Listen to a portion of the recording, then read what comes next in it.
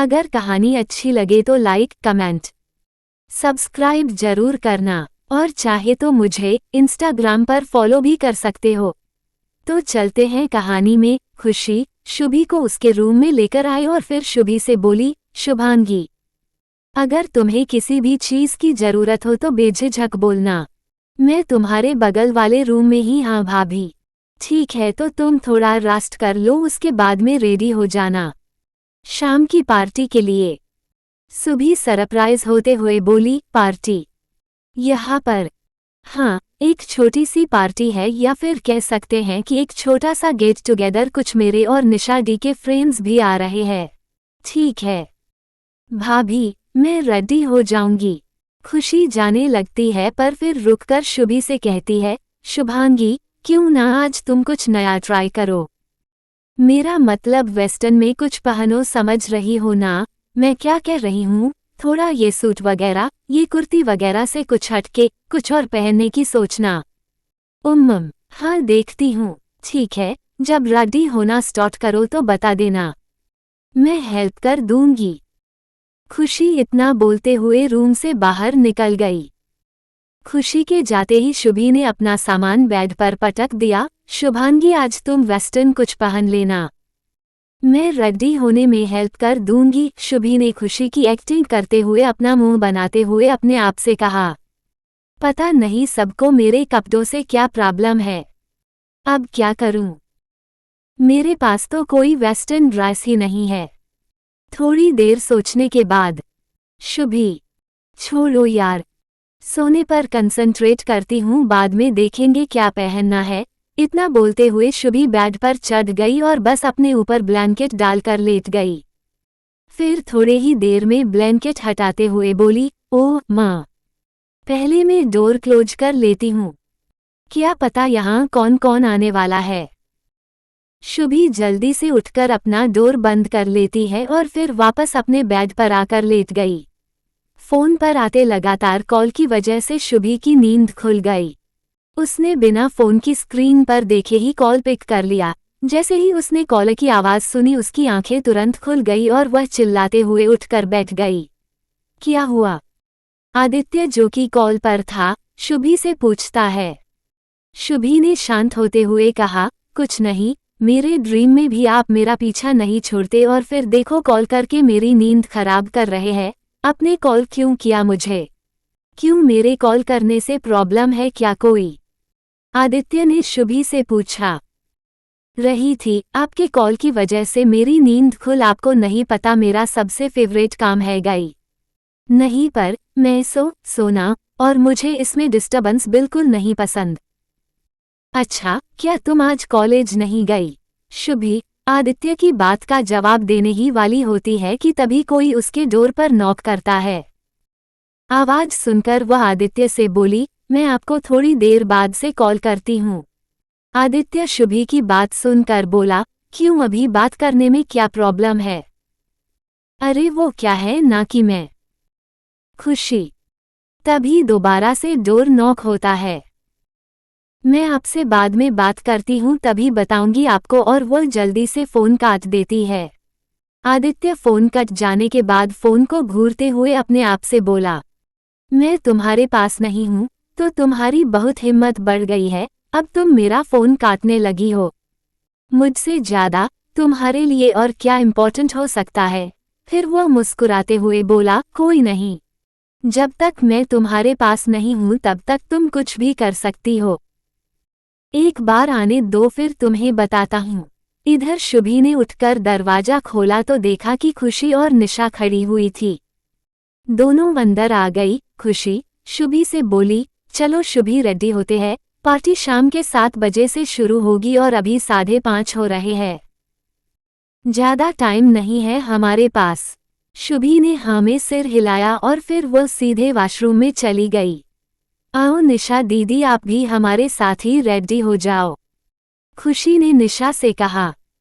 नहीं, तुम लोग रेडी हो जाओ, मुझे कुछ काम है, उसके बाद ही मैं रेडी होंगी। तुम लोग हो जाओ, मैं चलती हूँ अभी। इतना बोलकर निशा वहां से चली गई। शुभी वॉशरूम से बाहर आई तो बस खुशी को रूम में अकेला पाया। अरे भाभी, आपकी बहन चली गई क्या? हाँ, वो हमारे साथ रेडी नहीं होंगी, बाद में हो लेंगी। चलो हम रेडी होते हैं। हाँ, पर भाभी मेरे पास वेस्टर्न टाइप में पहनने को कुछ नहीं है, बस ये जीन्स है उम्मम। तो फिर तुम एक काम करो, सूठी पहन लो। खुशी ने शुभी से कहा। हाँ। शुभी यही सब सोचते हुए रेडी होने लगी। तभी उसके दिमाग में एक आइडिया आया। वो अपने कपड़े लेकर बाथरूम में चेंज करने चली गई। थोड़ी देर बाद जब वो चेंज करके निकली तो खुशी की नज़र शुभी पर गई। वह शुभी को देखकर बोली, OMG Shubhangi, you are looking so beautiful. Khushi ने शुभी को गले लगा लिया। ये आइडिया मेरे दिमाग में तो आया ही नहीं।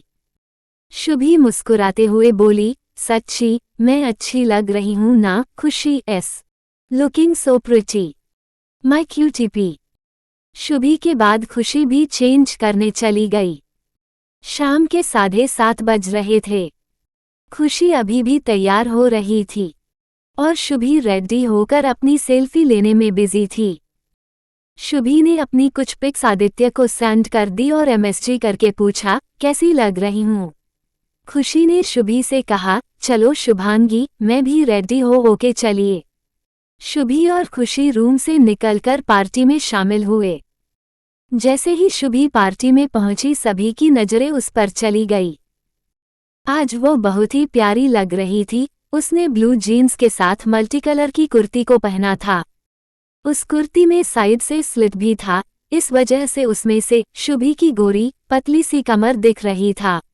लुक वैसे तो बिल्कुल सिंपल था, फेस पर नो मेकअप, सिंपली बस न्यूड शेड पिंक लिपस्टिक और बालों की एक पोनी टेल बनाकर बांधा हुआ था। निशांत तो अपनी पलकें झपकाना ही भूल गया था। शुभी के साथ खुशी भी खड़ी हुई थी। उसने एक ब्लू कलर की ड्रेस पहनी हुई थी, वह भी काफी अच्छी लग रही थी। इधर USA में आदित्य जिम में वर्कआउट कर रहा था। अभी वहां USA में इस समय सुबह हो रही थी। तभी उसका फोन कई बार कंटिन्यूअसली वाइब्रेट हुआ।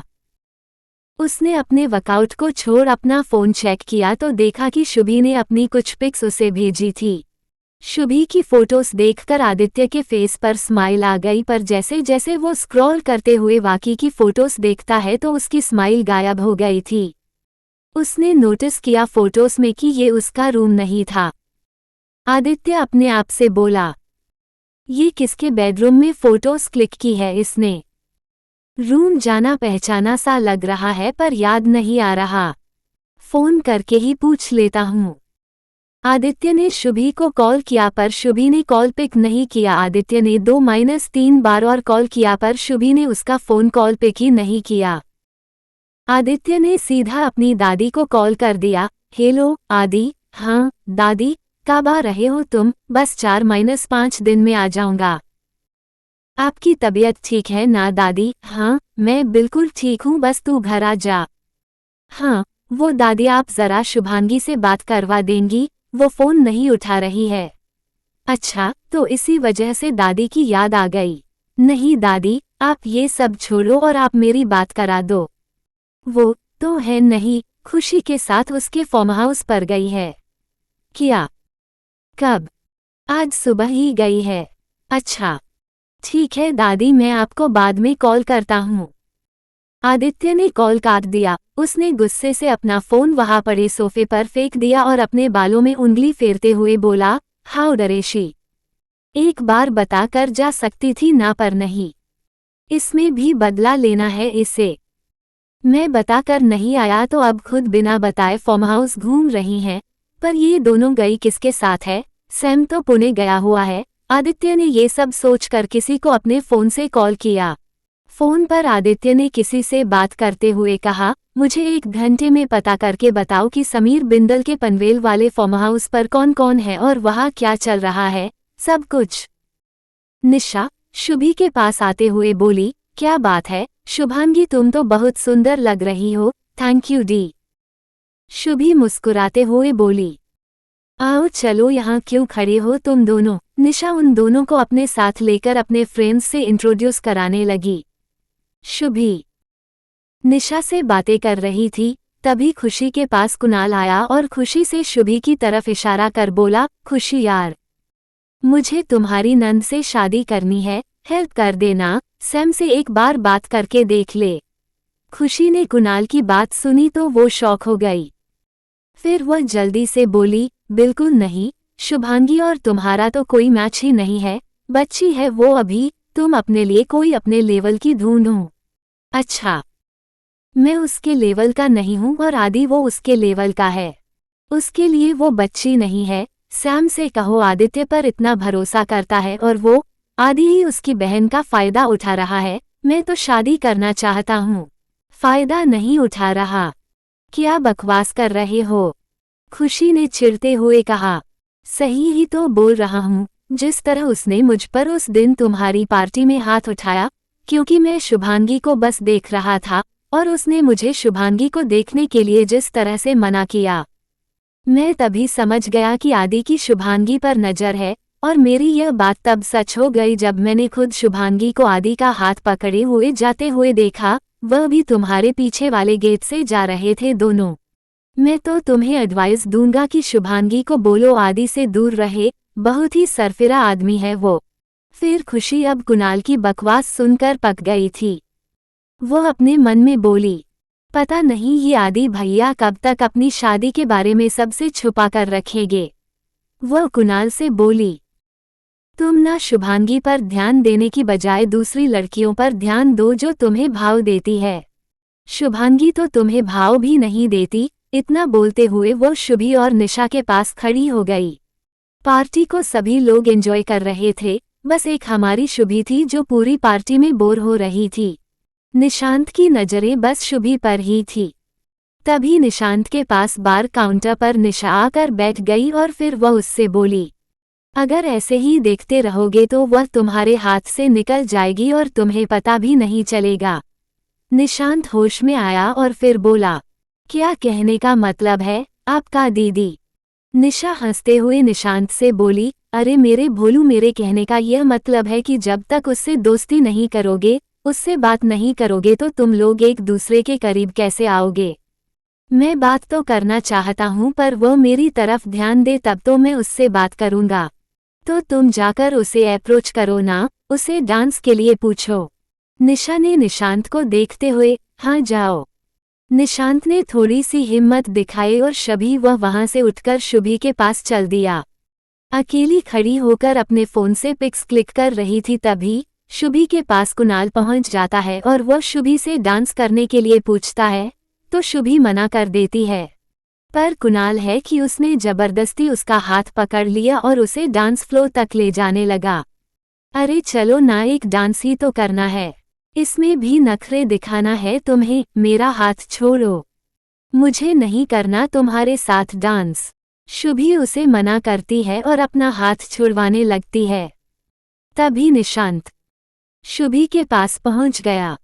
वो ये सब देख लेता है, उसे बिल्कुल पसंद नहीं आता कुणाल का यूं शुभी का हाथ पकड़ना और वह जल्दी से कुणाल के पास जाकर उसे शुभी का हाथ छुड़वाता है और एक जोरदार थप्पड़ मारता है और फिर उसका कॉलर पकड़कर बोलता है, तुम्हें समझ नहीं आ रहा क्या कि वो तुम्हारे साथ डांस नहीं करना चाहती? सभी लोगों का ध्यान और कुणाल, निशांत और उनके पास खड़ी हुई शुभी पर जाता है।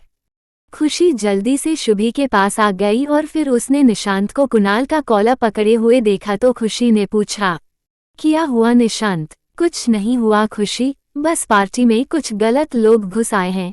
खुशी निशांत के कहने का मतलब समझ गई थी। वह जल्दी से शुभी को अपने गले लगा लेती है और फिर बोलती है, तुम मेरे साथ आओ। शुभी तो इस सब से सदमे में थी और वो खुशी से बोली, कैसे लोग हैं आपके यहाँ पर? एक बार में समझ में ही नहीं आता, कितना बदतमीज आदमी था। खुशी शुभी को संभालते हुए बोलती है, कुछ नहीं, कुछ लोग होते हैं ऐसे, पता नहीं किसने इसे यहाँ पर बुलाया। और फिर खुशी अपने मन में बोलती है, निशा दीदी ने तो कुछ बस क्लोज फ्रेंड्स का बोला था, पर यहाँ तो उन्होंने अपने सारे बिजनेस एसोसिएट्स को भी बुलाया है। अगर घर पर किसी को पता चला कि मैं शुभांगी को ऐसी पार्टी में लेकर आई हूँ तो मैं तो गई और सैम तो मुझे बाद में कुछ कहेगा। अगर आदि भैया को पता चला ना तो वह मुझे जिंदा नहीं छोड़ेंगे। खुशी को ऐसे खोया हुआ देखकर शुभी उससे बोली, भाभी, मैं अपने रूम में जाऊं, मुझे पार्टी में बिल्कुल भी अच्छा नहीं लग रहा है। हाँ पर शुभांगी, तुमने खाना तो खाया ही नहीं? हाँ, रूम में ही मंगवा लेंगे ना किसी से, मुझे यहाँ पर अब नहीं खड़े रहना, पैरों में भी दर्द हो रहा है। हाँ, मेरा भी अब मन नहीं है। मेरे फ्रेंड भी अब सब लगभग जा ही चुके हैं। निशा, जो कि शुभी और खुशी के पास ही खड़ी थी, जब उसने सुना कि वह दोनों अंदर अपने रूम में जाने का सोच रही है तो उसने जल्दी से राकेश को मैसेज किया। इधर निशांत कुणाल को वार्निंग देकर छोड़ देता है और उससे बोलता है कि यहाँ से जितना जल्दी हो निकल जाओ। पार्टी में अपनी इतनी बेइज्जती करवा के निकाले जाने के बाद कुणाल निशांत को देखते हुए बोलता है, मैं तुम्हें छोड़ूंगा नहीं निशांत, तुमने आज इस लड़की के चक्कर में जो मेरी बेइज्जती की है उसका बदला मैं तुमसे जरूर लूंगा। यहाँ निशा अकेले में राकेश के पास खड़ी हुई थी। राकेश उससे बोला, मैडम, मैं ड्रग्स तो 2 ही लेकर आया था पर एक ही बचा हुआ है। एक पता नहीं कहाँ गुम गया है और एक ये नशे की दवाई है। अब आप देख लीजिए कि अब क्या करना है। तुमसे ना एक काम ठीक से नहीं होता। निशा फिर कुछ सोचते हुए बोली, एक काम करते हैं, ड्रग निशांत को देंगे और नशे की दवा शुभांगी को, क्योंकि अगर निशांत को ड्रग नहीं दिया तो वह कुछ भी नहीं कर पाएगा।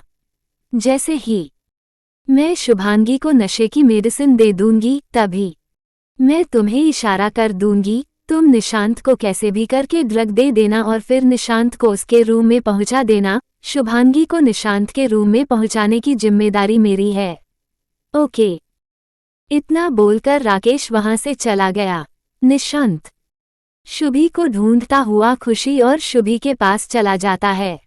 खुशी के साथ वहां पर निशा भी राकेश से मिलकर आने के बाद खड़ी हुई थी। वह जल्दी से जाता है और शुभी के दोनों हाथ पकड़कर उससे पूछता है, तुम ठीक तो हो ना? शुभी को इस तरीके से निशांत के उसके हाथ पकड़ने की वजह से असहज महसूस होने लगता है और वह अपने हाथ छुड़ावाते हुए बोलती है, हाँ मैं ठीक हूँ, मुझे क्या हुआ है? वैसे थैंक यू भैया, आपने मुझे उस गंदे इंसान से बचाया। अपने लिए भैया शब्द सुनकर निशांत को एकदम से खांसी आ गई और वह एक्सक्यूज मी बोलता हुआ वहां से चला गया। निशांत की इस हरकत से खुशी को भी थोड़ा अजीब लगा, पर तभी उसके पास एक उसकी फ्रेंड आ गई तो वह इस बात पर ध्यान देना ही भूल गई। तभी निशा ने देखा कि खुशी अपनी फ्रेंड के साथ बिजी हो गई है तो उसने इस बात का फायदा उठाकर शुभी को अपने साथ ले जाने के लिए शुभी के पास आई और बोली, चलो शुभांगी, हम लोग तब तक कुछ जूस वगैरह ही पी लेते हैं, तब तक खुशी भी अपनी फ्रेंड से मिल लेगी। शुभी भी अपना सिर हाँ में हिलाते हुए निशा के साथ चली। निशा ने बार काउंटर पर वेटर को 2 गिलास जूस बोला और वेटर को कुछ इशारा किया और फिर निशा शुभी को अपनी बातों में बिजी करे हुए थी। वेटर मौका देखकर 1 गिलास जूस में कुछ मिला देता है, पर वह जिस गिलास में दवाई मिलाता है वह ग्लास निशा की तरफ ही रखा हुआ था। निशा वेटर को अपनी गुस्से भरी नजरों से घूरती है पर अब कुछ किया नहीं जा सकता था, इसलिए निशा बड़ी चतुराई के साथ शुभी को बातों में उलझाकर ग्लासेस को एक्सचेंज करती है, जो ग्लास शुभी के पास था उससे। पर शुभी निशा की इस हरकत को देख लेती है। शुभी अपने मन में बोली, कितनी स्मार्ट बन रही है, पर उन्होंने ऐसा क्यों किया? कहीं कोई कीड़ा बीड़ा तो नहीं चला गया, इसलिए मुझे ये वाला ग्लास पकड़ाने की सोच रही है। फिर शुभी ने भी निशा पर वही ट्रिक आजमाते हुए कहा, निशा दीदी, आपको खुशी भाभी बुला रही हैं। निशा पलटकर पीछे देखने लगती है और इसी का फायदा उठाकर शुभी फिर से ग्लासेस को एक्सचेंज कर देती है। निशा पलटी और शुभी से बोली, कहाँ बुला रही है? शुभी बोली, अच्छा नहीं बुला रही, मुझे लगा शायद बुला रही है क्योंकि वह इशारा कर रही थी, मैं पूछकर आती हूँ। शायद मुझे बुला रही है। निशा शुभी को रोकते हुए बोली, अरे रुक जाओ, पहले ये जूस तो खत्म कर दो, उसके बाद चली जाना। शुभी भी निशा से बोली, हाँ आप भी पी लीजिए, फिर दोनों साथ में चलते हैं। निशा ने भी हंसते हुए कहा, हाँ क्यों नहीं। वेटर ने शुभी को ग्लासेस एक्सचेंज करते हुए देख लिया था। वह निशा को रोकना चाहता था, पर तब तक निशा ग्लास से जूस पीने लगी थी और सामने खड़ा हुआ राकेश भी यह चीज देख लेता है और वे अपने माथे पर मारते हुए कहता है, यह क्या किया मैडम, ज्यादा चतुर बनती रहती हैं और अब खुद ही नशे वाला जूस पी लिया। अब क्या करूं मैं? निशांत को अब ड्रग देने से क्या फायदा? मुझे तो अब पहले आपको संभालना पड़ेगा। आदित्य ने अपने किसी आदमी से पता लगवा लिया था कि वहां फार्म हाउस पर क्या हो रहा है और कौन कौन इस समय फार्म हाउस पर मौजूद है। जब उसे पता चला कि वहां पर निशा आई हुई है और निशा वहां पर पार्टी कर रही है और ये सब खुशी जानती थी, आदित्य को खुशी पर बहुत गुस्सा आ रहा था। पर वह अपना गुस्सा कंट्रोल करता है और अपने आप से बोलता है, खुशी कम से कम तुम तो समझदार हो, ऐसे क्या किसी को भी अपने फार्म हाउस पर पार्टी करने दोगी? मुझे सैम से बात करनी होगी, पर उससे पहले मुझे शुभी से बात करनी है, पता नहीं कहाँ है और मेरा फ़ोन भी नहीं उठा रही है। जैसे ही शुभी और निशा दोनों ने अपनी ड्रिंक्स खत्म की, शुभी जल्दी से खुशी के पास आते हुए बोली, चले भाभी। खुशी ने शुभी को बोला, हाँ चलते हैं। खुशी ने अपनी फ्रेंड को बाय बोला और वहां से शुभी के साथ चली गई है। निशा ने जल्दी से शुभी को रोकने की कोशिश की, पर तभी दवाई का असर होने लगा था और वह लड़खड़ाने लगी थी। निशांत ने जब ये देखा तो वह जल्दी से निशा के पास आया और राकेश भी जल्दी से आया। निशांत बोला, क्या क्या हुआ दीदी? निशा अब कुछ बोलने की हालत में नहीं थी तो राकेश घबराते हुए बोला, लगता है दिन भर की थकान से बेहोश हो गई हैं। हमें रूम में आराम करने के लिए छोड़ देना चाहिए तो शायद ठीक हो जाए। निशांत को राकेश की बात सही लगी और उसने निशा को उठाया और उसे उसके रूम में ले जाने लगा। इधर खुशी शुभी के रूम में आते हुए बोली, क्या मैं आज तुम्हारे साथ ही सो जाऊं? मुझे अकेले डर लग रहा है। हाँ भाभी, यही बात मुझे भी कहनी थी कि मैं भी आपके साथ ही सोऊंगी। खुशी खुश होते हुए बोली, हाँ तो ठीक है, जल्दी से खाना खा लेते हैं और फिर सो जाते हैं। मैं अभी राजू अंकल फार्म हाउस के केयरटेकर को खाना लाने के लिए बोल देती हूँ और कल हम यही आसपास घूमने चलेंगे। दोनों ने पहले अपने अपने कपड़े चेंज किए, उसके बाद खाना आ गया तो दोनों खाना खाने बैठ गई। जब उनका खाना हो गया तो शुभी अपने बेड पर आई और उसकी नज़र अपने फ़ोन पर गई। उसने अपना जल्दी से फ़ोन उठाया और चेक करने लगी। जब उसने आदित्य के 10 मिस कॉल देखे तो वह सोच में पड़ गई, इतने मिस्ड कॉल, क्या करूं, कॉल बैक करूं क्या? छोड़ो, सुबह ही करूंगी, अभी मुझे नींद आ रही है। शुभी यह सब सोच ही रही थी कि तभी खुशी का फ़ोन बजने लगा। उसे समीर का फ़ोन आया था। वह फ़ोन उठाकर खिड़की के पास जाकर खड़े होकर बात करने लगी। उसे बात करते देख शुभी अपने मन में सोचने लगी, जब मैं रूम में नहीं थी तब इतने सारे फ़ोन कर रहे थे और जब अब मैं फ़ोन के पास बैठी हूँ तो मुझे एक फ़ोन नहीं कर सकते, बेवकूफ़ कहीं के। शुभी अपने ख्यालों में खोई हुई थी। फ़ोन के बजने की वजह से वह अपने ख्यालों से बाहर आई और जब उसने स्क्रीन पर हबी फ्लैश होते हुए देखा तो उसके चेहरे पर एक प्यारी सी स्माइल आ गई। उसने जल्दी से फ़ोन पिक कर लिया और बोली, हेलो हेली, कहाँ हो तुम? शुभी आदित्य की इस तरह रूड बात करने से झेप गई। वह शांत हो गई और कुछ नहीं बोली। क्या हुआ? अब कुछ बोलोगी भी? वैसे तो इतनी बकवास करती रहती हो। मैं खुशी भाभी के साथ उनके फार्म हाउस आई हूँ, बताकर नहीं जा सकती थी क्या? दादी और दादू को पता है? हाँ, पर मुझे तो नहीं पता था ना। और फ़ोन किस लिए होता है? कि जब किसी को बात करनी हो तो वह आपसे बात कर पाए, पर नहीं। पता नहीं फ़ोन रख कर कहाँ गायब हो जाती हो। फ़ोन क्यों नहीं उठाया? मैं कितनी देर से कॉल कर रहा था। अब चुप क्यों हो? कुछ बोलोगी भी? आप कुछ बोलने देंगे तब तो बोलूँगी ना। बस पूरे टाइम मुझ पर गुस्सा करते रहते हैं। अगर मैं आ गई तो क्या हुआ? आप भी तो बिना बताए कहीं पर भी चले जाते हैं। मैं आपकी तरह थोड़ी ना हूँ जो एक महीने के लिए गायब रहने वाली हूँ। कल शाम तक घर पहुँच जाऊंगी। नहीं, तुम कल शाम तक नहीं। कल सुबह ही वहां से सीधा घर पहुंचने वाली हो, मैं ड्राइवर को भेज दूंगा, तुम्हें वहां से ले आएगा।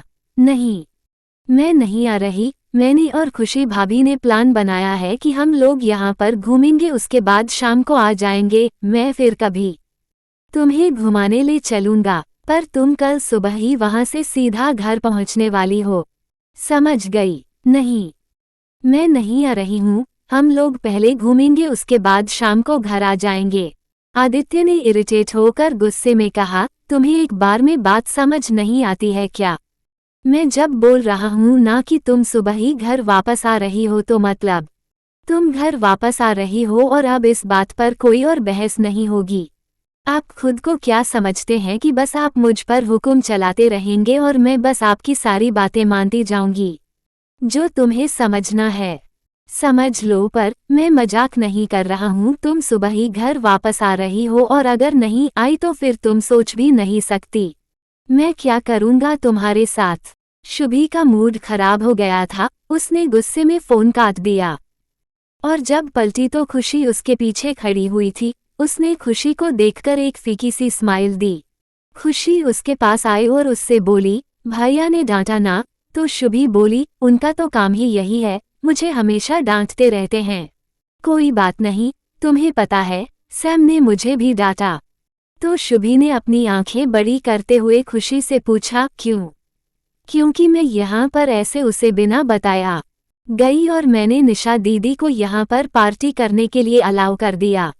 सैम ने मुझे स्ट्रिक्टली बोला है कि हम दोनों को कल सुबह वापस जाना है। यही सब इन्होंने भी मुझसे कहा है, पर मुझे घूमना था, यहाँ पर कितनी सुंदर जगह है। शुभी ने निराश होते हुए कहा। खुशी उससे बोली, कोई बात नहीं, हम फिर कभी आदि भैया और सैम के साथ आ जाएंगे, तब घूम लेंगे। चलो सो जाते हैं, काफी लेट हो जाएगा, हमें सुबह निकलना भी है। दोनों बेड पर आकर लेट गई और ऐसे ही बातें करते करते दोनों सो गई। इधर मित्तल मेंशन में अनीता जी अपने रूम में बैठी हुई थी, तभी संजीव जी रूम में आते हैं। अनीता जी ने उनसे कहा, आपने शुभी को क्यों जाने दिया? पता नहीं खुशी के साथ उसके फ्रेंड्स भी होंगे तो वह शुभी का ध्यान रख भी पा रही होगी या नहीं। अनु, मुझे तुम्हारी यही बात बिल्कुल अच्छी नहीं लगती। तुम उसे थोड़ा घूमने फिरने तो दो, तभी तो वह थोड़ा समझदार बनेगी। उसकी उम्र की लड़कियां कितनी समझदार होती हैं। तुम तो उसे फूल के समान कोमल समझती हो और वह कोई बच्ची नहीं है जो अपना ध्यान नहीं रख पाएंगी। कहाँ है आपका लाडला पोता? आखिरकार यह सब काम उसे करना चाहिए, उसे शुभी को घुमाना चाहिए, उसके साथ वक्त बिताना चाहिए, पर नहीं, वह तो खुद ही यहाँ से भाग गया। मैं सब समझ रहा हूँ, उसे शुभी में कोई दिलचस्पी नहीं है, इसलिए मैंने सोच लिया है कि मैं शुभी को आदि से डाइवोर्स दिलाकर उसकी किसी अच्छी जगह पर शादी कर दूंगा। अभी आदि और शुभी की शादी के बारे में किसी को पता भी नहीं है, तो कोई प्रॉब्लम भी नहीं होगी। अनीता जी गुस्से में बोली, आप अपनी बकवास बंद करें, जब आपको कुछ नहीं पता है तो। और अगर आपने आदि और शुभी को दूर करने की बात दोबारा की ना तो मुझसे बुरा कोई नहीं होगा। इतना बोलकर अनीता जी अपनी पीठ संजीव जी की तरफ करके लेट गई। सुबह के समय पनवेल में शुभी और खुशी जल्दी से उठकर नहा धोकर तैयार हो गई थी, क्योंकि उन्हें ड्राइवर लेने आ गया था। वह लोग अपना सामान लेकर बाहर आ गई और कार में बैठ गई।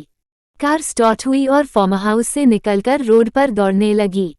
शुभी ने खुशी से पूछा, आपने अपनी निशा दीदी को बता दिया कि हम लोग जा रहे हैं? नहीं, मैं गई थी उनके रूम में उन्हें बताने के लिए, पर वह तब सो रही थी, इसलिए फिर मैं वापस आ गई। उसके बाद मैं दोबारा नहीं गई और अब मैंने राजू अंकल को बोल दिया है, वो उन्हें बता देंगे कि हम लोगों को कुछ जरूरी काम आ गया था, इसलिए हम लोग चले गए। खुशी ने शुभी से कहा।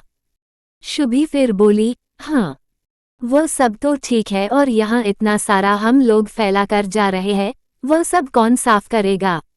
अरे मेरी क्यूटीपी, तुम इतना टेंशन मत लो, राजू अंकल हैं, वो सब संभाल लेंगे, वो हमेशा से यहाँ सब संभालते हुए आए हैं।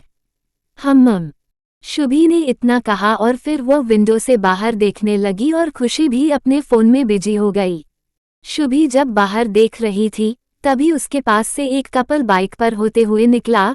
शुभी की नज़र उस कपल पर गई और वो उन्हें अपने से दूर जाता हुआ देख रही थी। वो कपल एक दूसरे से काफी चिपक के बाइक पर बैठे हुए थे। उन दोनों को देखकर शुभी के फेस पर एक प्यारी सी स्माइल आ गई। इधर निशा की जब आंख खुली तो उसने अपने आप को बेड पर पाया।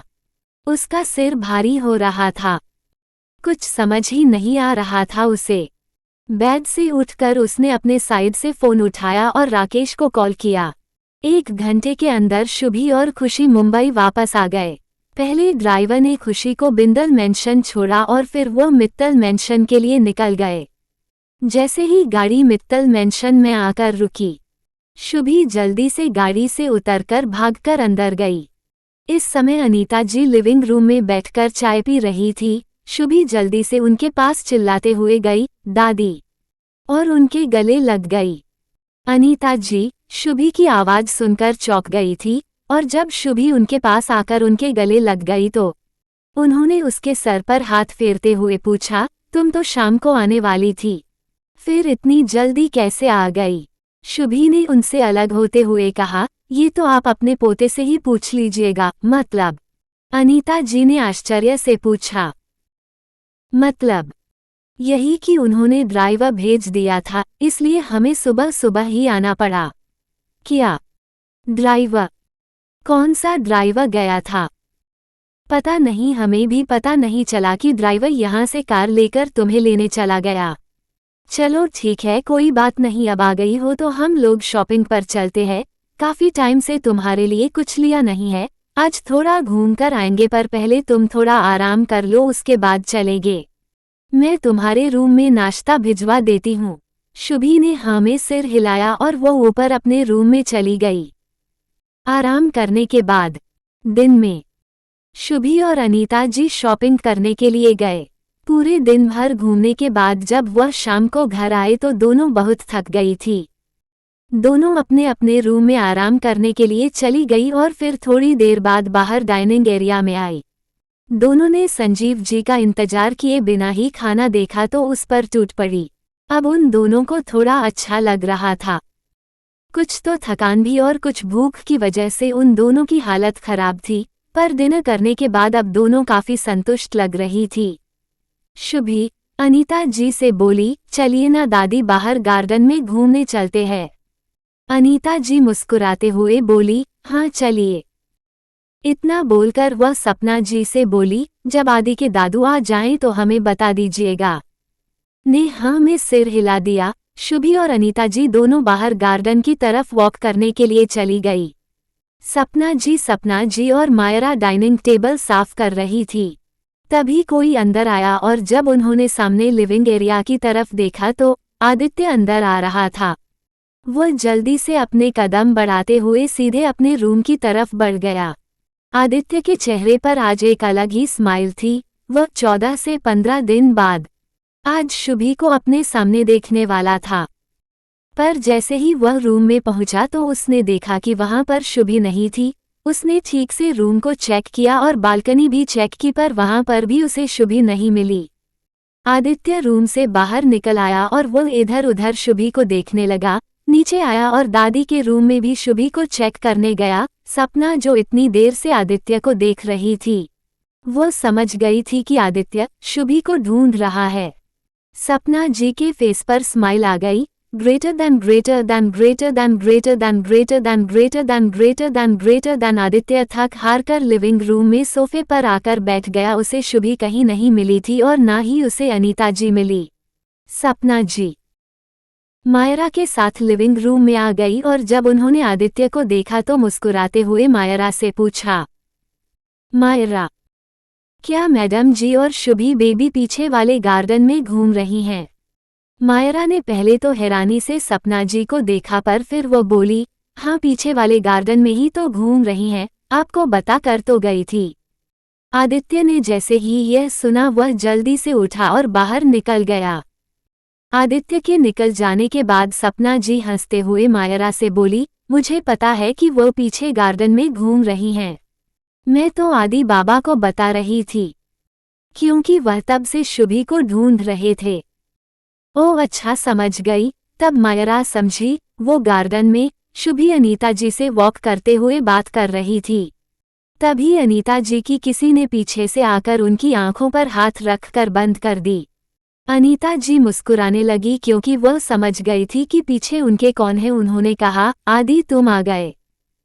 आदित्य उनके सामने आया और बोला, दादी आपने फिर पहचान लिया।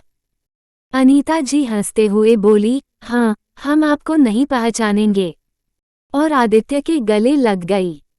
आदित्य उनके गले लगे हुए उनके पीछे खड़ी शुभी को देख रहा था। जब शुभी ने देखा कि आदित्य उसे ही घूर रहा है, तो उसने अपना मुंह दूसरी तरफ। आदित्य के चेहरे पर स्माइल आ गई। वह जानता था कि शुभी उससे नाराज है। कर लिया। अनीता जी आदित्य से बोली, पर आदि तुम तो 4-5 दिन बाद आने वाले थे, फिर इतनी जल्दी कैसे आ गए? आदित्य उनसे अलग होते हुए शुभी को देखते हुए बोला, वह दादी काम हो गया था तो फिर मैं वापस आ गया। अच्छा ठीक है, तो फिर फ्रेश हो जाओ और फिर खाना खाकर रेस्ट कर लो। इतना लंबा सफर तय करके आए हो तो थक गए होगे। अनीता जी ने आदित्य से कहा, पर आदित्य ने तो उनकी बात पर ध्यान ही नहीं दिया। अनीता जी की नज़र आदित्य की नज़र पर गई। उन्होंने पाया कि आदित्य शुभी को देख रहा है। वह मुस्कुराते हुए बोली, शुभी, मैं अभी वापस आती हूँ। जरा देखाओ तुम्हारे दादू आए कि नहीं। शुभी ने हाँ में सिर हिला दिया। अनीता जी वहां से जाने लगी। शुभी ने देखा कि आदित्य उसे ही देख रहा है, तो वह उसकी निगाहों से बचते हुए अनीता जी के पीछे जाने लगी। पर आदित्य ने जल्दी से आगे बढ़कर उसका हाथ पकड़ लिया और उसे अपने पास खींच लिया। आदित्य के शुभी को अपने पास खींचने की वजह से शुभी का सिर सीधे जाकर आदित्य के सीने से लग गया। शुभी के मुंह से एक आह निकल गई और वह चिल्लाते हुए बोली, क्या कर रहे हैं? हाथ छोड़िए मेरा। अच्छा, जब सामने नहीं था तो कब आ रहे हो, और जब हूं तो दूर भाग रही हो? हाँ, क्योंकि तब मैं आपसे गुस्सा नहीं थी, पर मैं अब आपसे बहुत गुस्सा हूँ, इसलिए छोड़िए मुझे, मैं आपसे बात भी नहीं करूंगी। शुभी ने अपना मुंह बनाते हुए कहा। आदित्य ने मुस्कुराते हुए शुभी की कमर पर अपने दोनों हाथ रखकर उसे और अपने करीब खींच लिया। अरे क्या कर रहे हैं, किसी ने देख लिया तो देख लेने दो। आदित्य बड़े प्यार से शुभी को निहार रहा था और शुभी उसकी बाहों से निकलने के लिए अपने हाथ चला रही थी। शुभी अपने हाथ आदित्य के सीने पर मार रही थी। आदित्य ने झटके से शुभी के दोनों हाथ पकड़ लिए और शुभी के गाल पर किस कर लिया। शुभी एकदम जम गई और उसने अपनी आंखें बड़ी कर ली। आदित्य ने शुभी के दूसरे गाल को भी किस कर लिया। तभी शुभी वापस होश में आई और फिर से झटपटाने लगी। पर आदित्य ने झट से शुभी के दोनों हाथ अपने गले में डाला और अपने हाथ शुभी के कमर पर रखकर उसे अपने करीब खींच लिया। फिर अपना फोरहेड शुभी के फोरहेड से जोड़ लिया। वह बोला, शुभी से बोला, सॉरी तुम पर इतना गुस्सा करने के लिए, पर गलती तुम्हारी भी है। तुमने मुझे बताया क्यों नहीं? इस वक्त आदित्य और शुभी के बीच में बिल्कुल भी दूरी नहीं थी। शुभी अपने पैरों को उचकाकर खड़ी हुई थी। वह आदित्य से बोली, हाँ, पर आप हमेशा ही मुझसे ऐसे बात करते हैं, मैं इस बार नहीं मानने वाली। शुभी की गर्म सांसें आदित्य के होठों को छू रही थी। वह अपने होठ सुबह के होठों की तरफ बढ़ाने लगा। शुभी के होठों को वह छूने ही वाला था कि शुभी ने उसको धक्का दे दिया और वह वहां से भागने लगी। आदित्य भी भागते हुए उसके पीछे गया और बोला, रुको तुम। शुभी हंसते हुए इधर उधर गार्डन में भागने लगी और आदित्य को चिढ़ाते हुए बोली, मैं आपके हाथ नहीं आने वाली। अच्छा। आदित्य ने अपनी स्पीड बढ़ाई और भागते हुए जल्दी से शुभी को पकड़ लिया और पीछे से शुभी की कमर पकड़कर उसे अपनी बाहों में उठा लिया। यह आपने चीटिंग की है। मैं तेज नहीं भाग रही थी, शुभी ने आदित्य से कहा। तो मैंने मना किया था तुमको, आदित्य ने शुभी को नीचे उतारते हुए कहा। मैं आपसे सच में गुस्सा हूं, मैं नहीं मानूंगी। अच्छा, तो बताओ कैसे मानोगी? 14 पहले मेरी एक विश पूरी कीजिए तो मैं मान जाऊंगी। अच्छा, और वह क्या है? चलो पहले अंदर चलते हैं, फिर बताती हूँ। शुभी आदित्य अंदर ले जाने लगी। इधर संजीव जी उन दोनों को अपने रूम की विंडो से देख रहे थे। आदित्य और शुभी को ऐसे देखते हुए उनके चेहरे पर बड़ी मुस्कान आ गई। शुभी जल्दी से भागते हुए अंदर पहुंच गई। आदित्य ने शुभी को इस तरह भागते हुए देखा तो उसको हंसी आ गई। इधर रूम में अनीता जी ने संजीव जी को ऐसे विंडो के पास खड़े होकर मुस्कुराते हुए देखा तो वो उनके पास आई और बोली, क्या हुआ, आप इतना क्यों मुस्कुरा रहे हो? अनीता जी की आवाज सुनकर संजीव जी अपने ख्यालों से बाहर निकल आए और बोले, कुछ नहीं अनु, हमें लगता है तुम सही हो। हमें आदि को एक मौका देना चाहिए। हमें लगता है आदि शुभी को बहुत खुश रखेगा। अनीता जी संजीव जी की बात सुनकर खुश हो गई और संजीव जी के गले लग गई। फिर वह बोली, हाँ, आज कितने दिनों बाद हमने अपने पुराने वाले आदि को देखा है।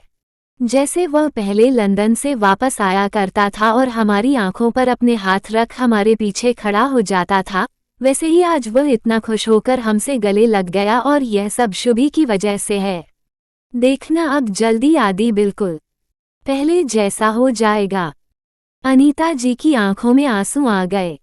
अनीता जी संजीव जी से अलग हुई और अपने आंसू पोंछते हुए बोली, चलिए आप खाना खा लीजिए। संजीव जी बोले, नहीं, हम खाना खाकर आए हैं। अच्छा, तो फिर मैं मायरा को बोल देती हूँ कि आदि के लिए खाना गर्म कर दे। शुभी और आदित्य दोनों अंदर पहुंच गए। आदित्य ने अपनी नजरों को चारों तरफ घुमा कर देखा तो कोई भी वहां पर नहीं था। उसने शुभी का हाथ पकड़ अपने पास शुभी को खींचा और इससे पहले शुभी कुछ रिएक्ट कर पाती जल्दी से आदित्य ने शुभी को अपनी बाहों में उठा लिया। शुभी चिल्लाते हुए बोली, ये क्या कर रहे हैं आप? नीचे उतरिए मुझे। चुप, एकदम चुप, कितना चिल्लाती हो? आदित्य ने शुभी को डांटते हुए कहा। शुभी ने अपना एक हाथ आदित्य के गले में डाला और दूसरे हाथ से आदित्य के कोट की कॉलर को कसकर पकड़ लिया और फिर घबराते हुए बोली, आपने मुझे क्यों उठाया? ये आप मुझे दूसरी बार उठा रहे हो। अगर कहीं आपने मुझे नीचे गिरा दिया तो आपका क्या है? चोट तो मुझे लग जाएगी ना। आदित्य मुस्कुराते हुए बोला, तुम्हें क्या लगता है कि मैं तुम्हें नीचे गिरा दूंगा? तुम में वजन ही कितना है जो मैं तुम्हें संभाल नहीं पाऊंगा। को अपनी बाहों में लेकर उसे सीढ़ियों से ऊपर अपने रूम में आदित्य शुभी ले जाने लगा। शुभी ने गिरने के डर से अपनी आंखें बंद कर ली। आदित्य शुभी के मासूम से चेहरे को देखकर मुस्कुराते हुए अपने कमरे की तरफ बढ़ने लगा। इधर शुभी की आवाज सुनकर सपना जी और मायरा किचन से लिविंग एरिया के पास आ गई थी और अनीता जी भी अपने रूम से किचन की तरफ आ रही थी तो वो भी लिविंग एरिया में आ गई थी। तीनों ने आदित्य को शुभी को अपनी बाहों में उठाकर ऊपर जाते हुए देख लिया था। मायरा सपना जी से शर्माते हुए बोली, सपना आंटी, क्या मैं आदित्य सर के लिए रोटियां बनाऊं? मुझे नहीं लगता कि अब वो खाना खाने वाले हैं। वो तो बस अब शुभी को ही। सपना जी बीच में मायरा की बात काटते हुए बोली, अच्छा, तुम्हें तो बहुत कुछ लग रहा है और तुम क्यों इतना शर्मा रही हो? मायरा, नहीं, वो मैं। तभी पीछे से उन दोनों को अनीता जी की आवाज कान में पड़ती है। अनीता जी बोली, कोई जरूरत नहीं बनाने की, अगर आदि को खाना होगा तो शुभी खुद बना देगी। अनीता जी सपना जी के पास आते हुए बोली, सपना, घर से अभी सारे सर्वेंट्स को क्वार्टर्स जाने को कहो और मुझे घर में आज से रात के 8 बजे के बाद कोई सर्वेंट नहीं चाहिए। सपना जी, जी। पर मैडम जी, मायरा को आदि बाबा के लिए रोटी तो सेकने दीजिए, कहीं रात को उन्हें भूख लगी तो क्या खाएंगे? अनीता जी बोली, नहीं सपना, शुभी है ना, मुझे भी देखना है कि वो आदित्य का ख्याल कैसे रखती है। उसे खुद सीखने दो ये सब चीजें। हमेशा हम लोग तो नहीं रहेंगे ना उसके पास। इतना बोलकर अनीता जी अपने कमरे की तरफ बढ़ गई। इधर रूम में पहुंचकर जैसे ही आदित्य ने शुभी को नीचे उतारा तो वह जल्दी से भागने को हुई तो आदित्य ने जल्दी से उसको पकड़कर डोर से सटा दिया। शुभी झटपटाते हुए बोली, क्या कर रहे हैं आप? आदित्य शरारती मुस्कान के साथ बोला, कुछ नहीं, जो काम गार्डन में अधूरा रह गया था उसे पूरा कर रहा हूँ। अब तो तुम यहाँ से भाग भी नहीं सकती और यहाँ पर कोई है भी। इस समय शुभी की हार्टबीट बहुत तेज चल रही थी। आदित्य ने उसे अपने और डोर के बीच में कैद कर लिया था। आदित्य शुभी पर झुका हुआ था। उसने अपने एक हाथ को शुभी के कमर तक ले जाते हुए उसकी कमर को कसकर पकड़ लिया और अपने करीब खींच लिया और वह सीधे खड़ा हो गया। शुभी के दोनों हाथ इस समय आदित्य के सीने पर थे। दोनों एक दूसरे की आंखों में देख रहे थे। आदित्य ने धीरे से अपने दूसरे हाथ से शुभी के बंधे हुए बालों को खोल दिया। फिर आदित्य ने धीरे से शुभी के सिर को अपने हाथ से पीछे से पकड़ लिया और हल्के से उसके माथे को चूम लिया। शुभी के जो हाथ आदित्य के सीने पर थे वो अब धीरे से आदित्य के गले पर आ गए और शुभी शर्माते हुए आदित्य के गले लग गई। आदित्य के चेहरे पर खुशी की लहर दौड़ गई। उसने प्यार से शुभी के कान पर किस किया और उसे कसकर अपनी बाहों में भरकर उठा लिया। थोड़ी देर ऐसे ही गले लगे रहने के बाद शुभी आदित्य से अलग हुई। आदित्य ने शुभी को नीचे उतारा। आदित्य की पकड़ से छूटकर शुभी जैसे ही जाने लगी तो आदित्य जल्दी से पीछे से उसके गले लग गया। उसने शुभी के बालों को एक साइड करते हुए धीरे से शुभी की नेक पर किस करना शुरू कर दिया। किस करते हुए धीरे धीरे वह उसके गाल तक पहुंच गया और फिर उसके गाल पर किस करने लगा। शुभी ने अपनी घबराहट को छुपाने के लिए अपने सूट का छोर अपनी मुट्ठी में कसकर पकड़ लिया। उसी समय आदित्य ने उसकी मुट्ठी को अपने हाथ से पकड़ लिया और कसकर उसका हाथ पकड़ लिया। शुभी अपने आप को छुड़वाते हुए आदित्य से दूर हुई तो उसका दुपट्टा नीचे गिर गया। जब पलटकर उसने अपना दुपट्टा लेना चाहा तो आदित्य ने जल्दी से दुपट्टा अपने हाथ में ले लिया। वाइन कलर के सिंपल पटियाला सलवार सूट में शुभी बहुत सुंदर लग रही थी। वह अपना दुपट्टा लेने के लिए आगे बढ़ी तो आदित्य पीछे हट गया। शुभी गुस्से में बोली, दुपट्टा वापस कीजिए मेरा। हाँ तो ले लो मेरे पास आकर, आदित्य ने शैतानी मुस्कुराहट के साथ कहा। देखिए आप परेशान मत कीजिए, मुझे मेरा दुपट्टा वापस कर दीजिए, शुभी आदित्य के पास आते हुए बोली। ठीक है, वापस कर दूंगा, पर पहले तुम मुझे किस करने दो, शुभी हैरान होते हुए बोली। कर तो लिया, कितनी बार किस कर लिया आपने मुझे? मैं तुम्हारे लिप्स पर किस करना चाहता हूँ। फिर शुभी कुछ सोचते हुए बोली, अच्छा एक काम कीजिए, आप ना पहले फ्रेश हो जाइए, उसके बाद मैं आपको किस करने दूंगी। हाँ ये भी अच्छा है। इतना बोलते हुए आदित्य ने अपना कोट उतारकर सोफे पर फेंक दिया और खुद शुभी का दुपट्टा लेकर बाथरूम की तरफ जाने लगा। शुभी ने उसे रोकते हुए कहा, मेरा दुपट्टा तो वापस करते जाइए, जब किस करूंगा तब दुपट्टा भी वापस कर दूंगा, तब तक तुम्हारा दुपट्टा मेरे पास रहेगा। क्या बोल रहे हैं आप? मुझे दुपट्टा वापस कीजिए, नीचे जाना है मुझे, आपके लिए खाना भी तो गर्म करना है। हाँ तो वेट करो ना मेरा, बस 10 मिनट लूंगा, फिर दोनों साथ में नीचे चलते हैं। इतना बोलते हुए आदित्य जल्दी से बाथरूम में चला गया। शुभी आदित्य को जाता देख खुद बेड पर बैठ गई। शुभी के चेहरे पर प्यारी सी स्माइल आ गई। वह अपने आप से बोली, पता नहीं मुझे इनके मेरे पास आने से इतना अच्छा क्यों लगता है। शुभी इतना बोलते हुए ड्रेसिंग के पास मिरर के सामने खड़ी हो गई और खुद को देखने लगी। उसे याद आने लगा कि आदित्य ने उसके गालों पर किस किया और फिर वह भी तो आदित्य के गले लग गई थी। शुभी का चेहरा शर्म के मारे लाल पड़ने लगा। वह अपने फेस को अपने हाथों से कवर कर लेती है और फिर वापस अपने आप से बोली, शुभी तू ऐसे कैसे सोच सकती है ये सब। इधर मुंबई में निशा के फ्लैट पर निशांत अपने आदमियों पर चिल्लाते हुए उन्हें मार रहा था। तुम लोगों से एक काम भी ठीक से नहीं होता, एक लड़की का पता नहीं लगा पाए तुम लोग, निशांत ने अपने आदमियों पर चिल्लाते हुए कहा। निशा ने निशांत को रोकते हुए कहा, निशांत रुक जाओ, इन सब को मारने से क्या होगा, मैंने भी काफी पता लगाया है और मुझे भी नहीं पता चला कि शुभांगी कहाँ रहती है। कल मंडे है, वो पक्का कॉलेज आएगी। निशांत निशा की तरफ देखता है, तब निशा अपना सिर हिलाते हुए कहती है, हाँ वो खुशी के कॉलेज में ही पढ़ती है, मैंने भी उसे लास्ट टाइम वहीं पर देखा था। तो हम वहां से पता कर सकते हैं कि वो कहाँ रहती है। निशांत ने गुस्से से अपने बालों में उंगलियां फेरी और फिर निशा से बोला, दीदी मुझे नहीं पता, मुझे किसी भी हाल में शुभांगी चाहिए। मैं कल ही उसे कॉलेज से यहाँ ले आऊंगा। निशा ने भी सहमति जताते हुए कहा, हाँ हम ले आएंगे उसे यहाँ पर अभी तुम शांत हो जाओ और जाकर खाना खा लो। निशांत नहीं दीदी, निशांत मेरी बात मानो, जाओ जाकर खाना खा लो, हम पक्का उसे कल ढूंढ लेंगे। अब निशांत ने निशा की बात मान ली और फिर वो अपने रूम की तरफ बढ़ गया।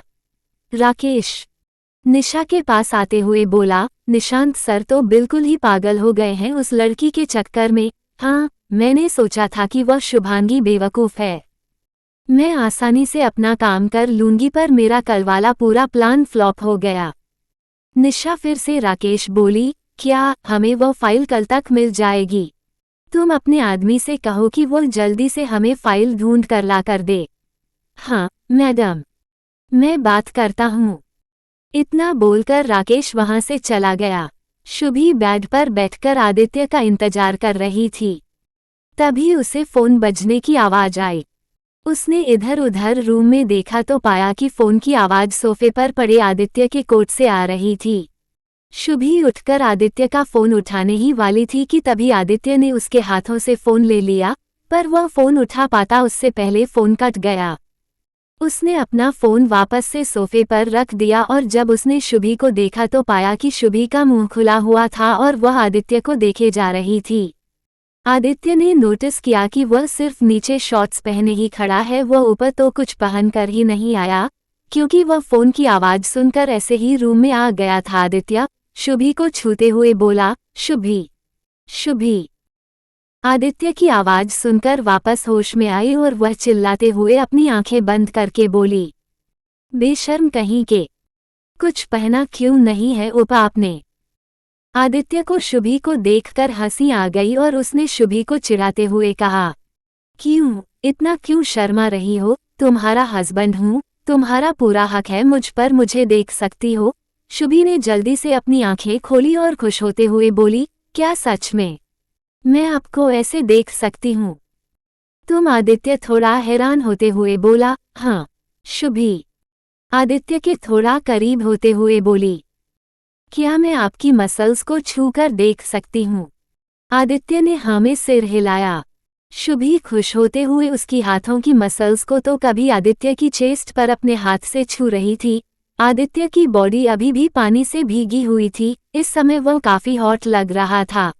शुभी के इस तरह छूने से आदित्य के शरीर में हलचल पैदा होने लगी थी। उसने शुभी के हाथ को झट से पकड़ लिया और उसको घुमाते हुए पीछे से अपने से लगा लिया। शुभी की पीठ आदित्य के चेस्ट से सटी हुई थी। वह शुभी को ऐसे ही लेकर सोफे पर बैठ गया। आदित्य शुभी के बालों में अपना मुंह छुपाए हुए था। शुभी के बालों से आती हुई भीनी भीनी खुशबू आदित्य को मदहोश कर रही थी। तभी शुभी अपने आप को छुड़वाते हुए खड़ी होकर आदित्य से बोली, चलिए खाना खा लीजिए। आदित्य उठा और शुभी के पास आकर शुभी को बेड पर धकेलते हुए खुद शुभी के ऊपर आ गया। शुभी आदित्य शश। वह आदित्य बड़े सेडिक्टिवली शुभी को देख रहा था। ऐसा लग रहा था कि आज आदित्य शुभी पर अपना सारा प्यार न्यौछावर करना चाह रहा था। धीरे से शुभी के होठों के तरफ बढ़ा और फिर उसने अपने होठ शुभी के होठों से जोड़ दिए। वो काफी पैशनेटली शुभी को किस करने लगा था। होठों पर किस करने के बाद वो फिसलता हुआ शुभी के गले पर किस करने लगा और फिर उसके कॉलर बोन पर भी किस किया। कॉलर बोन पर किस करते हुए उसकी नज़र शुभी के तिल पर गई। उसने शुभी को किस करते हुए काट लिया। शुभी के मुंह से एक आह निकल गई। क्या कर रहे हैं आप? शुभी ने आदित्य को ये बोलते हुए खुद से दूर किया। आदित्य ने शुभी को पकड़कर अपने पास खींच लिया और फिर शुभी के चेस्ट पर अपना सिर रखकर लेट गया। शुभी बोली, आपको खाना नहीं खाना और आपने क्यों कटा? मुझे अब जलन हो रही है। आदित्य बोला, कटा नहीं है, बस एक लव बाइट ही तो दी है। इतना बोलते हुए आदित्य शुभी को हल्के हल्के चूमने लगा जहां उसने शुभी को कटा था। शुभी सरप्राइज होते हुए बोली, ये लव बाइट क्या होता है? आदित्य ने जैसे ही शुभी की बात सुनी तो वह किस करते हुए रुक गया और अपना बेहरा उठाकर शुभी के चेहरे की तरफ देखने लगा। शुभी बड़ी मासूमियत से उसको देख रही थी। आदित्य ने शुभी से पूछा, तुम्हें सच में नहीं पता लव बाइट क्या होती है? शुभी ने बड़ी मासूमियत से जवाब दिया, नहीं। आदित्य अपने मन में सोचने लगा, कितनी मासूम है ये। आदित्य के फेस पर स्माइल आ गई थी और वह अपना हाथ बढ़ाते हुए शुभी के गाल को सहलाने लगा। शुभी ने आदित्य को इस तरह मुस्कुराते हुए देखा तो उसने पूछा, बताइए ना क्या होता है लव बाइट का मतलब? आदित्य ने शुभी को उठाया और मिरर के सामने खड़ा कर दिया। फिर शुभी के कॉलर बोन के पास इशारा करते हुए कहा, ये होती है लव बाइट। आदित्य को समझ नहीं आ रहा था कि वह कैसे शुभी को समझाए। फिर वह बोला, ये मार्क देख रही हो? शुभी ने अपना सिर हाँ में हिलाया।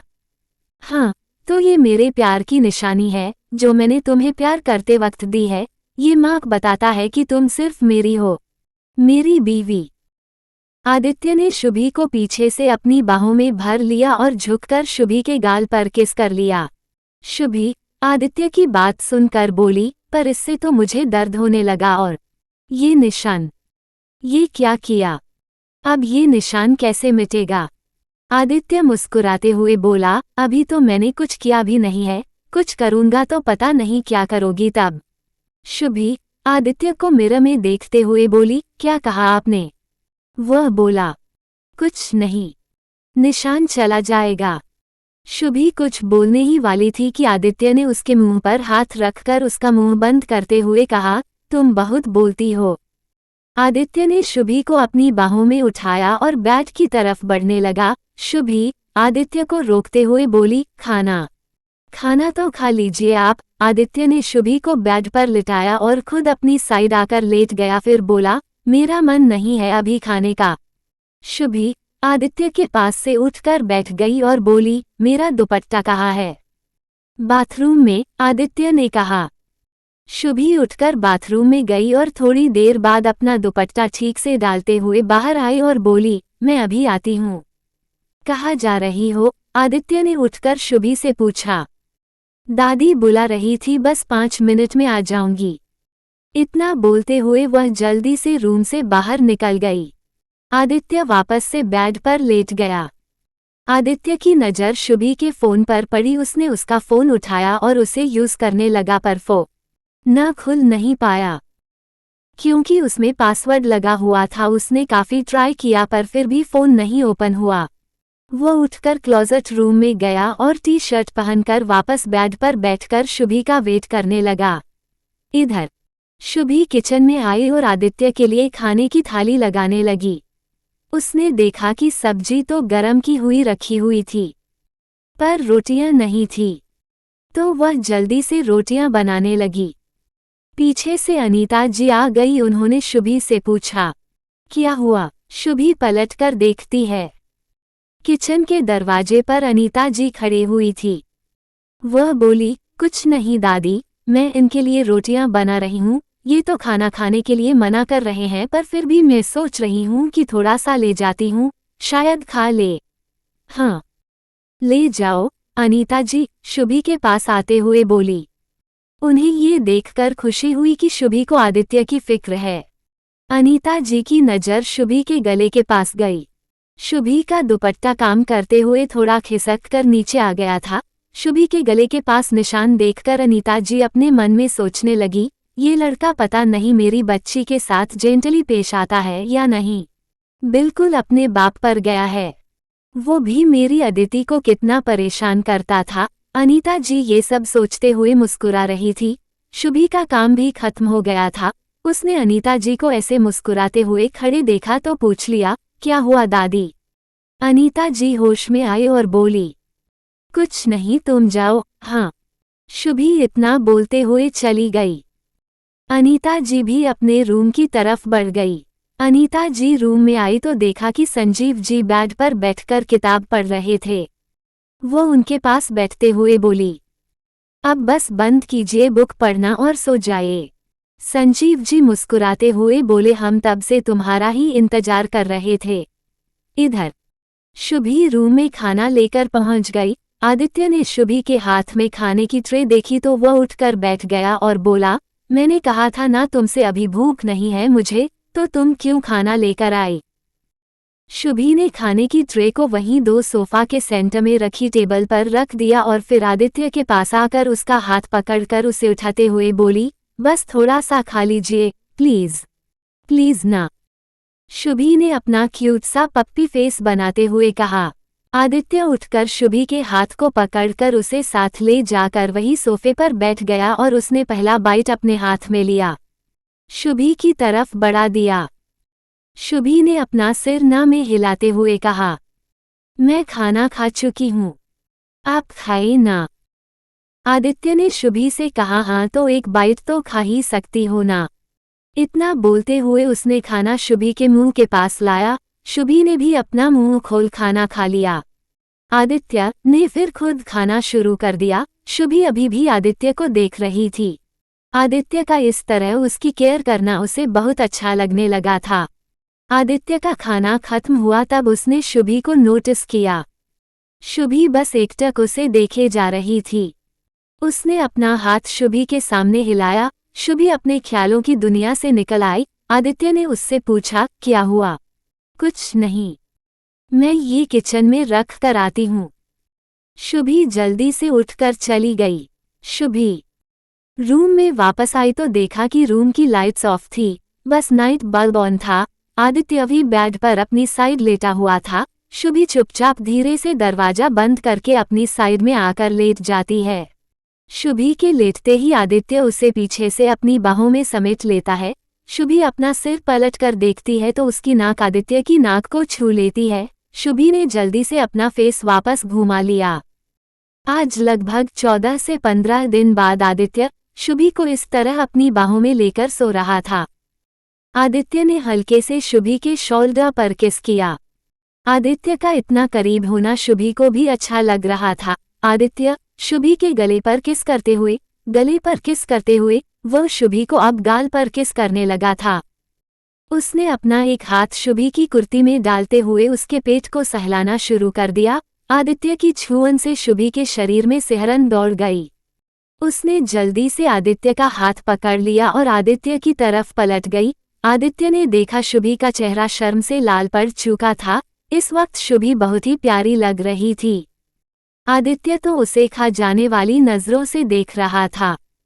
आदित्य ने शुभी को अपने और करीब कर लिया। शुभी ने शर्माते हुए अपना चेहरा आदित्य की चेस्ट में छुपा लिया। आदित्य के चेहरे पर गहरी मुस्कान आ गई। उसने बड़े प्यार से शुभी के बालों पर किस किया और उसके बालों को अपने हाथों से सहलाने लगा। शुभी ने अपना चेहरा उठाते हुए आदित्य को देखा। आदित्य की नजरें उसकी नजरों से मिली। उसने शुभी का हाथ अपने हाथों में लेते हुए चूम लिया।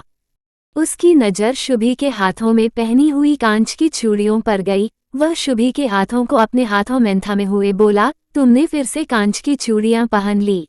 हाँ, मुझे कांच की चूड़ियां पहनना बहुत पसंद है और इस बार आप मेरे हाथ को जोर से मत पकड़ना। आदित्य ने मुस्कुराते हुए कहा। हम आदित्य को शुभी की बातें बहुत प्यारी लग रही। वो उसकी बातों को सुनते हुए नींद की आगोश में जाने लगा था। तभी शुभी ने आदित्य की तरफ देखते हुए कहा, अच्छा, मैं आपसे एक बात पूछूं, सच्ची सच्ची बताना। आदित्य को थकावट की वजह से नींद आने लगी थी। उसने अपनी आंखें बंद करे हुए कहा, हम पूछो, आपने मुझे कितना मिस किया यूएसए में। आदित्य अपनी आंखें बंद करे ही बोला, बहुत। तो फिर आपने मुझे एक भी बार कॉल क्यों नहीं किया।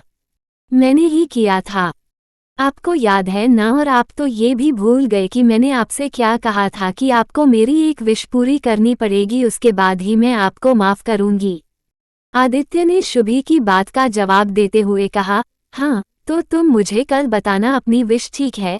अब मुझे नींद आ रही है, तुम भी सो जाओ। मेरी विश एक बार आप सुन तो लीजिए। शुभी ने आदित्य से एक बार फिर कहा, सुन रहे हैं ना आप। इससे पहले अब शुभी कुछ और कह पाती, आदित्य ने शुभी को थोड़ा और ऊपर खींचा और अपने होंठ शुभी के होठों पर रख दिए। आदित्य के किस करने की वजह से शुभी अब चुप हो गई थी। वह शुभी के होठों को अपने होठों से दबाते हुए धीरे धीरे चूमने लगा था, जैसे किसी बच्चे के मुंह में लॉलीपॉप हो। काफी देर तक किस करते हुए आदित्य सो चुका था। शुभी ने आदित्य को एक पल के लिए देखा और फिर उससे चिपक कर सो गई। सुबह के 6 बजे के समय शुभी की आंख खुली तो उसने अपने आप को आदित्य की बाहों में पाया। शुभी के चेहरे पर आदित्य को देखकर मुस्कान आ गई। फिर उसने अपने आप को आदित्य से दूर किया और उठकर बाथरूम की तरफ बढ़ गई। लगभग आधे घंटे के बाद शुभी जब बाथरूम से बाहर निकली तो उसने देखा आदित्य अभी भी सो रहा था। वह जल्दी से तैयार हुई और नीचे चली गई। शुभी और अनीता जी ने मिलकर पूजा की। उसके बाद शुभी किचन में जाते हुए बोली, दादी आज का नाश्ता मैं बनाऊंगी। अनीता जी ने मुस्कुराते हुए कहा, ठीक है, पर जल्दी कर लेना, कॉलेज भी जाना है, आज मंडे है। शुभी ने किचन में से ही आवाज देते हुए कहा, हाँ दादी आप चिंता मत कीजिए। सपना जी अनीता जी के पास आए और बोली, देख रही है मैडम जी, आज हमारी शुभी बेबी का चेहरा कैसे खिला हुआ है। ये सब आदि बाबा के प्यार का ही तो रंग है। अनीता जी के चेहरे पर भी मुस्कान आ गई थी और फिर उन्होंने सपना जी को टोकते हुए कहा, चुप कीजिए मेरी शुभी को नजर। फिर वह अपने मन में सोचने लगी, हमें मत लगाए। तो उम्मीद ही नहीं थी कि शुभी इतनी जल्दी अपने प्यार के रंग में आदि को अपना बना लेगी। सुबह के 8:30 बज चुके थे। शुभी का भी नाश्ता बनकर रेडी हो गया था।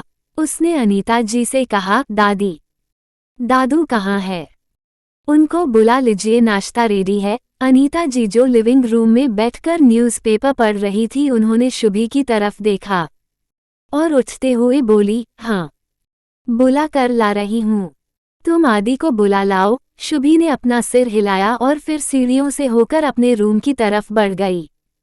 जब वह रूम में पहुंची तो देखा कि आदित्य रूम में नहीं था। उसने बाथरूम में चेक किया, आदित्य वहां पर भी नहीं था।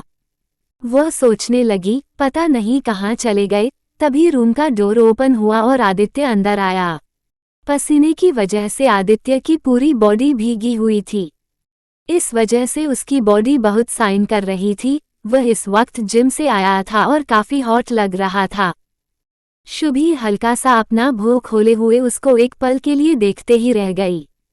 फिर उसने जल्दी से अपना मुंह बंद किया और उसे बोली, आपने अभी तक नहाया ही नहीं है, जल्दी से नहा लीजिए और नीचे आ जाइए।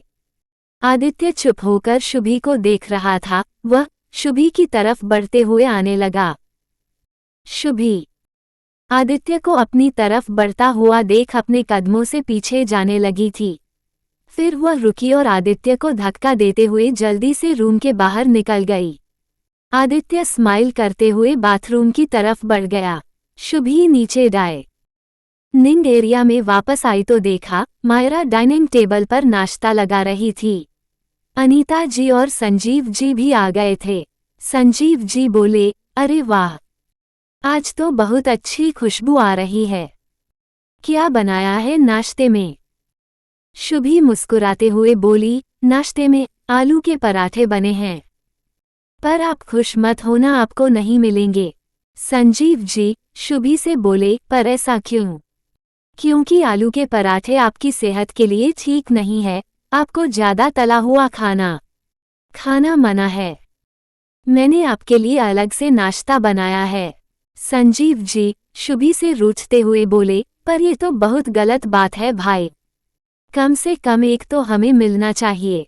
अनीता जी डाइनिंग टेबल पर बैठे हुए बोली, यह एकदम सही किया शुभी तुमने, वरना इनको तो मौका मिलना चाहिए तला हुआ खाना खाने को। तीनों हंसते हुए बातें कर रहे थे कि तभी आदित्य भी नीचे आ गया। संजीव जी आदित्य को देखते हुए बोले, कैसा रहा तुम्हारा यूएसए का प्रोजेक्ट? आदित्य अपनी जगह पर बैठे हुए बोला, सब अच्छे से हो गया दादू, बस थोड़ा बहुत काम बचा हुआ है जो कि अब मैं यहीं से संभाल लूंगा। संजीव जी बोले, हाँ, और अगर अब की बार जाना भी पड़े तो शुभी को साथ में लेकर जाना। आदित्य ने शुभी की तरफ देखा और फिर हल्का सा मुस्कुराते हुए कहा, हाँ, सबका नाश्ता हो जाने के बाद शुभी भी कॉलेज के निकलने के लिए तैयार हो गई। अनीता जी शुभी से बोली, चलिए आज हम आपको कॉलेज छोड़ देंगे। हम भी आज सोच रहे हैं कि ऑफिस हो आए। घर पर बैठे बैठे वैसे भी बोर हो जाते हैं। शुभी, ठीक है। दादी, संजीव जी और आदित्य पहले ही ऑफिस के लिए निकल गए थे। शुभी भी अनीता जी के पीछे पीछे उनके साथ जाने लगी, पर तभी किसी ने शुभी का हाथ पकड़कर कोने में उसे अपनी तरफ खींच लिया। शुभी ने देखा कि यह आदित्य था। उसने अपनी आंखें बड़ी करते हुए पूछा, आप गए नहीं? आदित्य ने शुभी को अपने करीब करते हुए कहा, नहीं, एक जरूरी काम रह गया था। अच्छा, क्या काम रह गया था? शुभी ने आदित्य से पूछा। आदित्य ने अपने दोनों हाथों से शुभी के चेहरे को अपने हाथों में लिया और झुककर हल्के से उसके लिप्स पर किस कर दिया। शुभी शॉक हो गई। तभी अनीता जी की आवाज आई, शुभी कहाँ रह गई? शुभी, अनीता जी की आवाज सुनकर एकदम से हड़बड़ा गई। आदित्य ने शुभी से धीमी आवाज में कहा, रिलैक्स, तुम जाओ पहले, मैं तुम्हारे बाद आता हूँ। शुभी ने अपना सिर हिलाया और जल्दी से बाहर निकल गई। अनीता जी ने शुभी को कॉलेज छोड़ा और वह खुद ऑफिस के लिए निकल गई। शुभी कॉलेज के अंदर आ रही थी। आज वह बहुत खुश थी। तभी निशांत, जो कि काफी देर से वहां पर बैठा हुआ शुभी का इंतजार कर रहा था, वह शुभी को देख लेता है। उसके चेहरे पर शुभी को देखकर मुस्कान आ गई। वह तेजी से अपने कदम बढ़ाते हुए शुभी की तरफ आने लगा। शुभी कॉलेज के अंदर एंटर कर ही पाती है कि तभी निशांत उसका हाथ पकड़कर खींचते हुए उसे साइड में ले आता है। इस समय ज्यादा टाइम भी नहीं हुआ था, इसलिए कॉलेज में भीड़ भी कम थी। निशांत ने इसी बात का फायदा उठाकर शुभी को अपनी तरफ खींच लिया था और यहाँ कोई आसपास भी नहीं था। शुभी ने निशांत को देखते हुए कहा, निशांत भैया, आप यहाँ, और आपने मुझे इस तरह क्यों खींचा है? निशांत को शुभी का उसको भैया बुलाना बिल्कुल भी अच्छा नहीं लगता।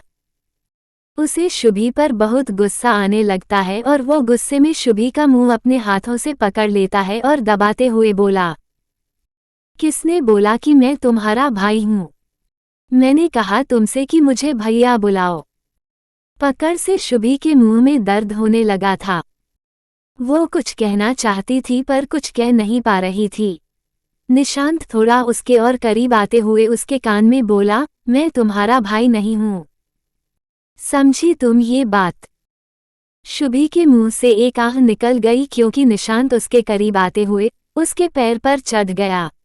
शुभी झटपटाते हुए निशांत के सीने में अपने हाथ से मारने लगी थी, पर निशांत को इससे कोई फर्क नहीं पड़ा। उल्टा उसे गुस्सा आ गया और उसने गुस्से में शुभी के मुंह पर पकड़ और कस दी। उसकी नज़र शुभी के लाल हो रहे चेहरे और गुलाबी होठों पर गई। वो अपने आप को रोक नहीं पाता और शुभी की होठों की तरफ बढ़ने लगा। शुभी ने जब उसको अपने इतना करीब आते हुए देखा तो वह घबरा गई, क्योंकि आदित्य के अलावा आज तक कोई भी उसके इतने करीब नहीं आया था और उसे निशांत सा एक अलग ही नेगेटिविटी फील हो रही थी। उसे निशांत का छूना बिल्कुल भी अच्छा नहीं लग रहा था। जैसे ही निशांत उसके होठों के एकदम करीब आ गया, शुभी ने अपनी पूरी ताकत लगाते हुए अपना चेहरा दूसरी तरफ मोड़ लिया। शुभी की इस तरह अपने चेहरे को दूसरी तरफ करने की वजह से निशांत को शुभी पर और गुस्सा आ गया और उसने शुभी के चेहरे को छोड़ते हुए उसके दोनों कंधों को कसकर पकड़कर कहा, तुम क्या समझती हो खुद को कि तुम अपने आप को मुझसे दूर रख पाओगी? तुम सिर्फ मेरी हो और तुम्हारे जिस्म का हर हिस्सा भी मेरा है। शुभी की आंखों से आंसू निकल आए थे। उसने रोते हुए कहा, छोड़ दो मुझे, तुम बहुत बुरे हो। शुभी चिल्लाने ही वाली थी, तभी निशांत ने अपना हाथ रखकर उसका मुंह बंद कर दिया। पर शुभी निशांत को धक्का देने लगी। निशांत ने गुस्से से उसके हाथों को अपने एक हाथ से पकड़ लिया और कहा, मैं तुम्हें यहाँ छोड़ने के लिए नहीं आया हूँ, मैं तुम्हें अपने साथ लेने आया हूँ। अब तुम मेरे साथ रहोगी हमेशा के लिए मेरे पास। निशांत एक शैतानी मुस्कुराहट लिए शुभी को ऊपर से नीचे तक देखता है और फिर उसको देखते हुए बोला, फिर तुम्हें किस, तो क्या तुम्हारी वो हालत करूँगा कि तुम कभी भी मुझे अपने आप को चूमने से रोक नहीं पाओगी। निशांत ने झटके से शुभी को अपने कंधे के ऊपर लाद लिया और वो उसको वहां से लेकर जाने ही वाला था कि तब बड़ी ही कुछ लड़कों का झुंड कॉलेज के अंदर एंटर हो रहा था। उनको देखकर निशांत वहीं रुक गया और अपने कदमों को पीछे ले लिया। इस बात का फायदा उठाते ही शुभी ने जोर जोर से चिल्लाना शुरू कर दिया, बचाओ कोई मुझे, प्लीज हेल्प मी। निशांत ने शुभी की आवाज सुनी तो उसने जल्दी से शुभी को नीचे उतारा और उसके गाल पर एक थप्पड़ मार दिया। निशांत ने शुभी को इतनी जोर से थप्पड़ मारा था कि वह अपने आप को संभाल नहीं पाती और नीचे गिर जाती है। वह तो सदमे में आ चुकी थी। ये सब उसके साथ क्या हो रहा था? वह आज कितनी खुश थी, पर एक पल में ही सब बदल गया। आज तक किसी ने उसके ऊपर कभी भी हाथ नहीं उठाया था और न ही कभी किसी लड़की ने उसके साथ इस तरह से बदतमीजी की थी। निशांत की हरकत से वह सहम गई।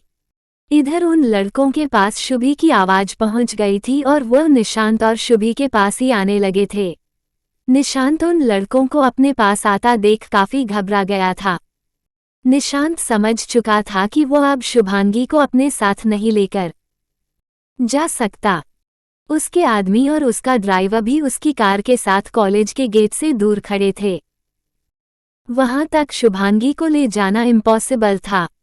निशांत ने शुभी के पास आकर उसे जबरदस्ती उसके बाजू को पकड़कर उसे खड़ा किया और बोला, सॉरी बेबी, मैं अभी तुम्हें अपने साथ लेकर नहीं जा सकता, पर मैं जल्दी ही तुम्हें अपने साथ लेकर जाऊंगा। फिर निशांत ने अपने चश्मे को निकालकर अपनी आंखों पर लगाया और जल्दी से वहां से निकल गया। वो निकलते वक्त उन लड़कों से टकरा गया था, पर वो जल्दी से उनको धक्का देकर निकल गया। लड़के जो कि उस तरफ ही आ रहे थे, उन्होंने निशांत को इस तरह हड़बड़ाते हुए भागते देखा तो वह भौंचके से रह गए थे। उन्हें समझ में नहीं आया कि कौन था ये आदमी। वो लोग जहां से निशांत आया था उस दिशा में देखने के लिए आगे बढ़े तो उन्होंने वहां पर एक लड़की को वॉल से सटा हुआ बैठे देखा। यह कोई और नहीं शुभी थी। ये लड़के शुभी के सीनियर थे, इसलिए वह शुभी को जानते नहीं थे। उनमें से एक लड़का शुभी के पास आकर बोला, सिस्टर, आप ठीक तो हो ना? कौन था वह? क्या वह आपको परेशान कर रहा था? शुभी ने अपने पास उस लड़के को देखा तो वह घबरा गई। वो पीछे खिसकते हुए रोते हुए बोली, दूर हटो, मेरे पास मत आना। वो लड़का शुभी से दूर हट गया। उसके साथ वाला एक लड़का बोला, किसी प्रोफेसर को बुलाओ, वही संभाल पाएंगे और पता भी चल पाएगा कौन है ये लड़की। तभी पास में पड़े हुए शुभी के बैग से फोन के बजने की आवाज आने लगी। उनमें से एक लड़के ने कहा, इसका फोन बज रहा है, उठाओ, देखो कहीं किसी फ्रेंड या किसी रिलेटिव का कॉल हो तो। उनमें से एक लड़के ने शुभी का बैग उठाया और उसका फोन निकालकर बात की। इधर शुभी तो बस एक कोने में सिमटकर डरी हुई बैठी थी। थोड़ी देर में वहां पर रचना पहुंच गई। वो कॉल रचना का था और उस लड़के ने रचना को कॉल करके सब कुछ बता दिया था। रचना जल्दी से शुभी के पास आई और उसके पास आकर बैठते हुए बोली, शुभांगी, क्या हुआ? रचना ने शुभी के कंधे पर हाथ रखा और फिर एक बार शुभी का नाम पुकारा, शुभांगी। शुभी ने पलटकर देखा तो रचना उसके पास बैठी हुई थी। वह जल्दी से रचना के गले लग गई और उसके गले से लिपट कर रोने लगी। रचना ने शुभी के बाल सहलाते हुए पूछा, क्या हुआ शुभांगी? बताओ, तुम रो क्यों रही हो?